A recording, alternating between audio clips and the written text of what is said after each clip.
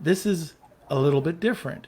This is taking all of the Amazon sellers, even ecom, putting them together, and then forming a united front. Yeah. And, you know, it's going to be a lot harder for Amazon to ignore this. One of the Yeah. things that I saw early on in Empowery was the Dear John letter. Yeah. Why don't you talk about that for a second? That was a pretty cool idea. Yeah. So this was a very creative idea that was meant to be like, I think most people are familiar with Dear John letters, right? You have someone that goes away, they go to war, or they go on a mission, or they're traveling or something, and they get the Dear John letter from their um, girlfriend or whoever back home, their significant other, and it says, Dear John, things used to be great, they're not working out so well anymore. This is the end. And so we put together a campaign for Amazon that were Dear John letters. Hey, we're sellers here. Things used to be great. We made a lot of money. Now you're changing everything and things aren't looking good. We can't keep continuing this way.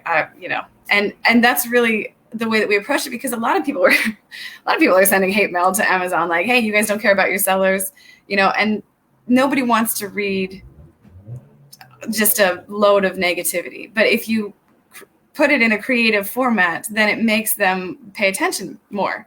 And so doing something in an unexpected way to get the ear of Amazon, I think is one of the ways that you have to go about it, because they're just too big right now, to pay attention to just one seller. And so putting together a campaign of a bunch of sellers having creative letters instead of just a lot of negative feedback is a better way. So the thing about those Dear John letters is it wasn't just screaming at Amazon. Yeah. It was giving them constructive criticism. Yeah. And these Dear John letters were actually posted in the employees' lunchroom, weren't they? Yes. Yeah, they were. So they could see how they were affecting people's lives. And Yeah. that's the other thing about this co-op is that when we started out in Amazon, okay, some people were just throwing money in, and it was the Wild West, and you could make money a lot faster than you could nowadays. However, Amazon is still a great platform, but the problem is there's so many people that are like families now depending on the Amazon store. Mm-hmm. And so they're putting their life savings into it. And then these things happen. They try to solve it themselves. Instead of taking days to solve it, it takes weeks or months.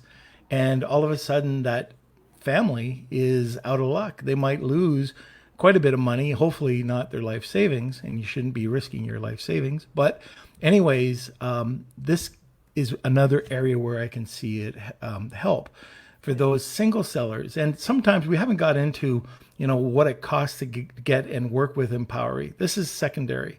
But being able to talk to somebody that's going to have it done for you very quickly, rather than going out to 10 different gurus and listening to YouTube videos. And oh, by the way, if you're listening to my YouTube videos, that's okay. But